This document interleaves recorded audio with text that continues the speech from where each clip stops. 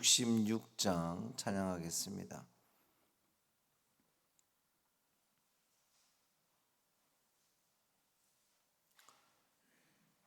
찬송 266장 주의 피로 이룬 샘물 찬양함으로 새벽 기도회를 시작하겠습니다.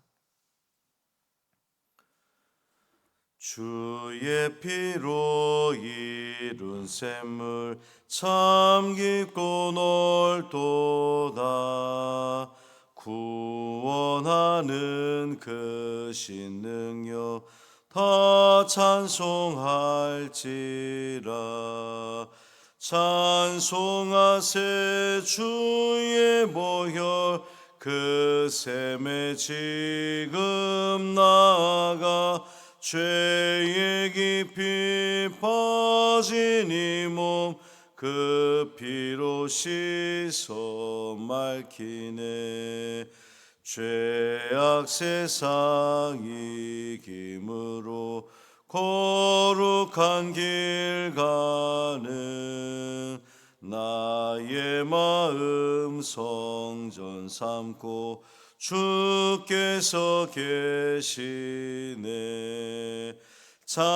찬송하세 주의 보혈 그 샘에 지금 나아가 죄의 깊이 빠진 이 몸 그 피로 씻어 맑히네. 주 예수를 깊이 아는 놀라운 그 은혜 하늘나라 즐거움이 매일 새롭도다. 찬송하세 주의 보혈 그 샘에 지금 나아가 죄의 깊이 빠진 이 몸 그 피로 씻어 맑히네. 아멘. 사도신경으로 우리의 신앙을 고백하겠습니다. 전능하사 천지를 만드신 하나님 아버지를 내가 믿사오며 그 외아들 우리 주 예수 그리스도를 믿사오니 이는 성령으로 잉태하사 동정녀 마리아에게 나시고 본디오 빌라도에게 고난을 받으사 십자가에 못 박혀 죽으시고 장사한 지 사흘 만에 죽은 자 가운데서 다시 살아나시며 하늘에 오르사 전능하신 하나님 우편에 앉아 계시다가 저리로서 산 자와 죽은 자를 심판하러 오시리라. 성령을 믿사오며 거룩한 공회와 성도가 서로 교통하는 것과 죄를 사하여 주시는 것과 몸이 다시 사는 것과 영원히 사는 것을 믿사옵나이다. 아멘. 이사야 33장 22절부터 24절까지 말씀입니다.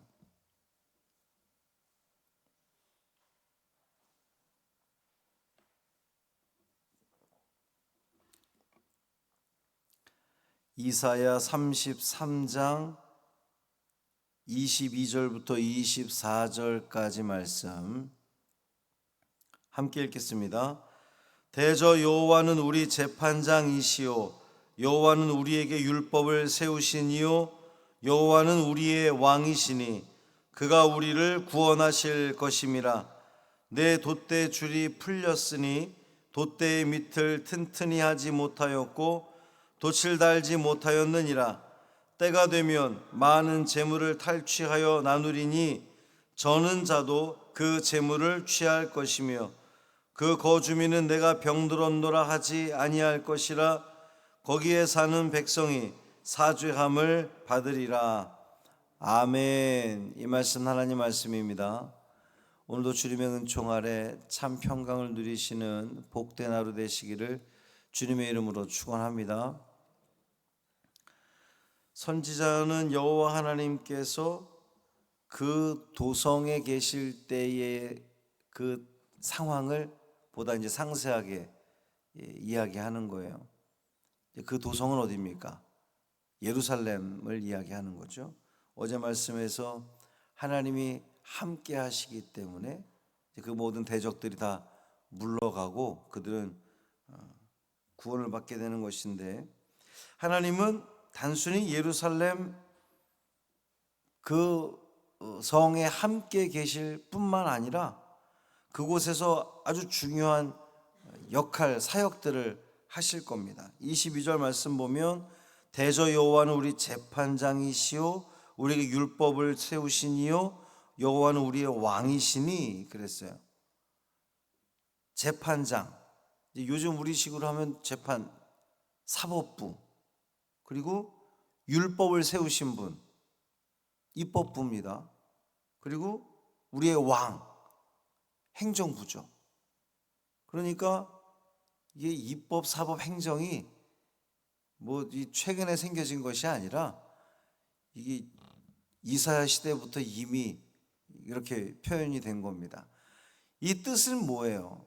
입법, 사법, 행정, 하나님께서 완전한 주권을 가지고 통치하신다는 겁니다.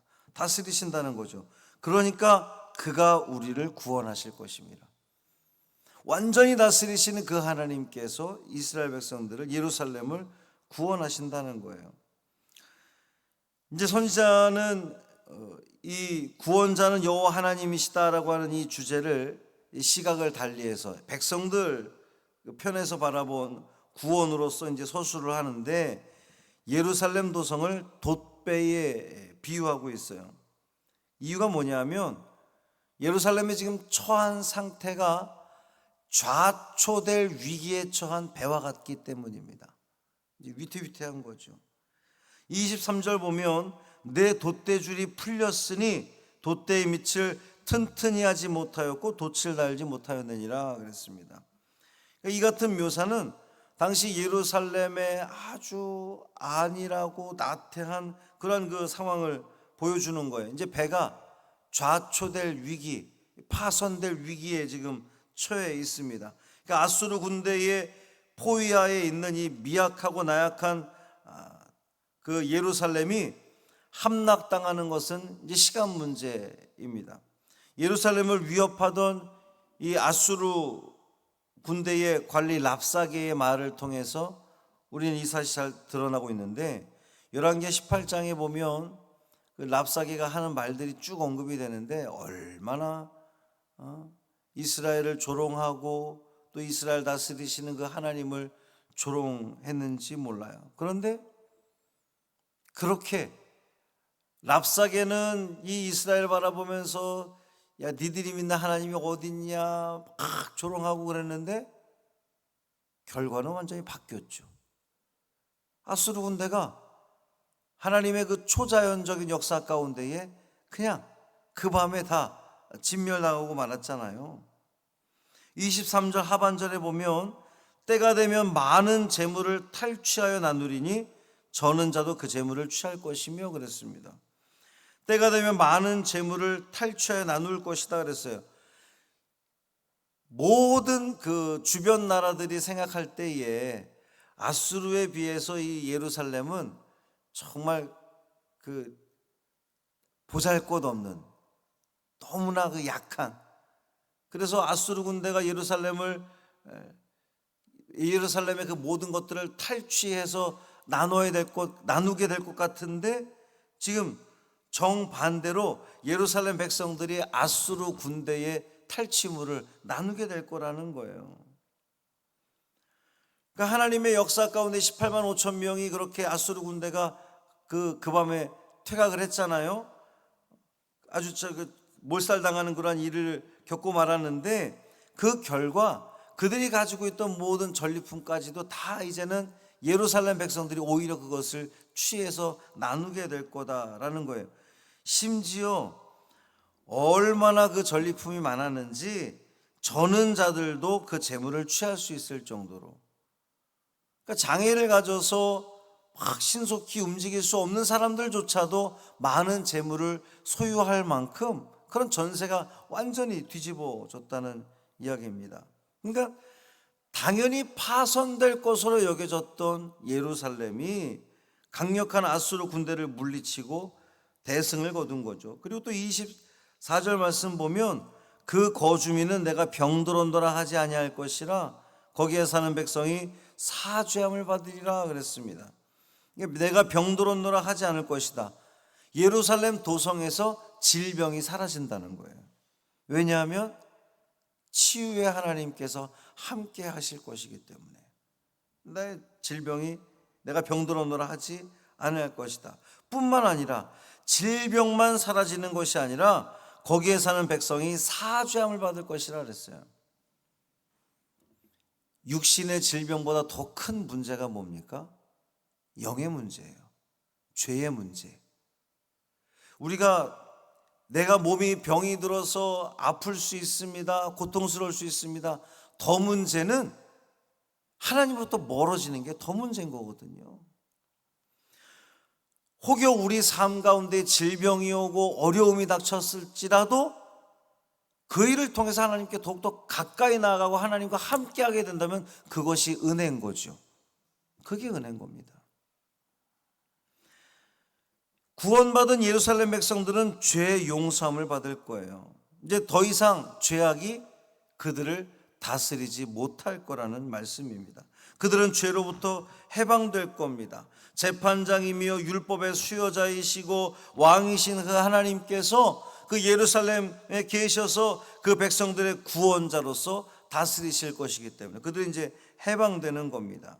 핵심은 구원자이신 하나님께서 통치하시는 그곳에 승리가 있을 거라는 겁니다.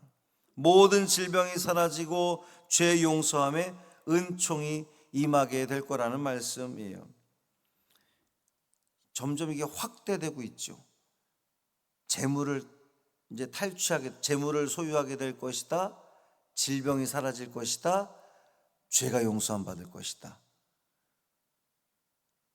가장 중요한 게 뭐예요? 죄 용서잖아요. 근데 우리들은 어디에 집중합니까? 우리는 물질을 소유하는 것에 집중하는 삶을 살죠. 선지자는 이 메시지를 듣는 자들로 하여금 보다 높은 차원의 예루살렘, 즉 새 예루살렘을 소망하게 하는 겁니다. 이 모든 복된 상태는 현재 예루살렘에서 이루어질 것이 아니라 장차 메시아가 오실 그때 새 예루살렘에서 이루어질 것이기 때문입니다. 사랑하는 성도 여러분, 이 현실 속에서 우리 이 상황 속의 삶 속에서 물질적인 풍요를 누리고 질병이 없는 건강한 상태를 얻는 것만이 하나님의 은혜가 아니에요. 여러분 오해하지 마십시오. 절대 오해하시면 안 됩니다. 우리의 기도와 우리 소원의 전부가 그것이 되면 안 돼요. 내가 물질이 모자라도 건강을 잃어버려도 죄사함의 은총을 입어서 하나님과 함께하고 천국에 들어가면 그것이 은혜지. 많은 물질을 소유하고 두 다리가 멀쩡하다고 해서 죄사함 은총 받지 못하면 천국에 들어갈 수 없는 거거든요. 우리의 기도 제목이 무엇입니까? 하나님께서 약속하신 그 진짜 복을, 참 복을 누리는 그것이 우리의 기도 제목이 되기를 바랍니다. 내 삶이 어려워도 건강에 문제가 생겨도 우리 성도들의 식구들이 지금 많은 그 환우들이 있습니다만 이 모든 일들이 육신의 질병이 고쳐지는 데 초점이 맞춰지는 것이 아니라 그 일을 통해서 그 가정이 그가 혹은 우리 성도들이 하나님과 더욱더 연합하는 그러한 기회가 되게 해달라고 기도하는 거예요. 그게 초점입니다. 그게 핵심이에요. 하나님이 그 간구를 들으시면 응답하실 줄 믿습니다. 너무 속상한 것은 우리가 간절히 기도해서 육신의 문제를 해결함 받았어요? 병이 고침 받았어요? 여러분 그 뒤에 삶은 어떻습니까? 원래대로 돌아가잖아요. 내가 언제 그랬냐는 듯이 기도하지 않던 그 자리로 똑같이 돌아가고 말잖아요.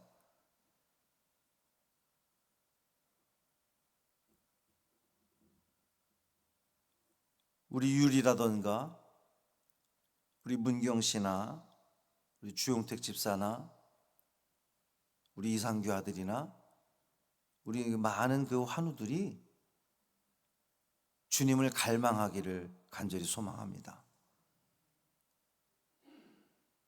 주님 안에 있을 때만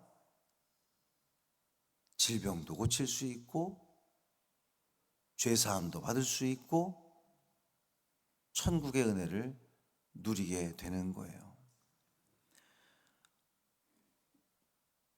우리 모든 성도들이 한 마음으로 기도해야 할 것, 그들이 하나님께 돌아오기를 간절히 소망합니다.